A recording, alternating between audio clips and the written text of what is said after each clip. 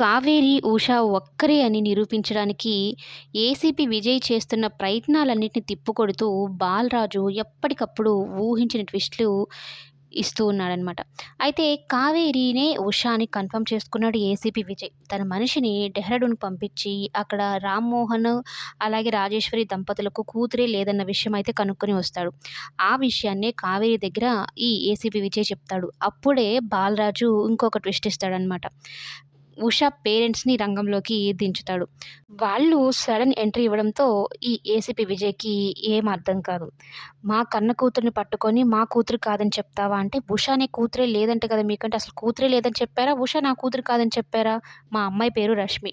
తనకు ఆ పేరు నచ్చక మేజర్ అయిన తర్వాత ఉషగా మార్చుకుంది. ఇదిగో సాక్ష్యాలు అంటూ ఆ రోజు తను మార్చుకున్న తేదీ అవన్నీ పేపర్‌లో పడినట్టు అవన్నీ చూపిస్తాడనమాట. అయితే ఇక వీళ్ళు లైబ్రరీకి కాల్ చేసి కనుక్కుంటారు. ఆ న్యూస్ పేపర్ ఆ రోజు నిజంగానే వచ్చిందా లేదా అంటే వాళ్ళు కన్ఫర్మేషన్ ఇస్తారు. అదంతా నిజమేను ఫేక్ న్యూస్ అయితే కాదు అన్నట్టు.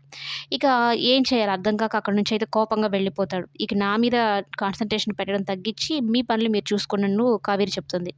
అయితే చిన్ని విజ్జు విజ్జు అనుకుంటూ వస్తూ ఉంటే వినిపించుకోకుండా వెళ్ళిపోతాడు.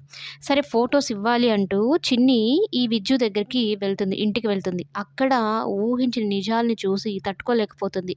కావేరి ఫోటోలన్నీ పెట్టి అలాగే రివాల్వరు ఈయన పీటీ టీచర్ కాదు పోలీస్ అనైతే కన్ఫర్మ్ చేసుకుంటుంది చిన్ని.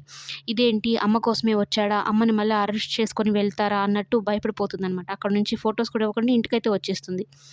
తీరా తన ఇంటికొచ్చే లోపే ఈ ఏసీపీ విజయ్ కొన్ని ఆధారాలనైతే సేకరించుంటాడు. అంటే అసలు కావేరి డెడ్ బాడీని ఎవరు తీసుకొని వెళ్లారు? వాళ్ళ పేరెంట్స్ ఏంటి? తన బ్యాక్‌గ్రౌండ్ ఏంటి? మొత్తం కనుక్కుంటాడనమాట. ఇంక మొత్తం తెలుసుకుంటే సత్యం అని తెలుస్తుంది. ఇక సత్యం ఇంటికి వస్తారు. పోలీస్‌ని ఒక ఇన్స్‌పెక్టర్‌ని కూడా తీసుకొని వస్తారు. అరెస్ట్ చేయాలి అన్నట్టు వస్తారనమాట. అయితే ముందుగా ఇన్వెస్టిగేషన్ చేయాలి. మీరు నాతో మాట్లాడడానికి రావాలి అంటూ సత్యం బాబుని తీసుకొని వెళ్తారనమాట. అలాగే కావేరిని కూడా వెంట పెట్టుకొని తీసుకొని వెళ్తారు. బాలరాజ్ మాత్రం ఉషానే అని నిరూపించడానికి అన్ని ఆధారాలు చేతిలో పెట్టుకొని ఉన్నాడు. ఆఖరికి పేరెంట్స్‌తో సహా. మరి ఈ కథ ఎలాంటి మలుపు తిరగబోతోంది? సత్యం ద్వారా ఎలాంటి నిజాలు తెలుసుకోబోతున్నారు? ఉషా, కావేరి ఒక్కరే అని ఏసీపీ విజయ్ బయట పెడతాడా లేదా? చిన్ని కోసం ఏమైనా ట్విస్ట్ ఇస్తాడా అనేది కమింగ్ ఎపిసోడ్స్‌లో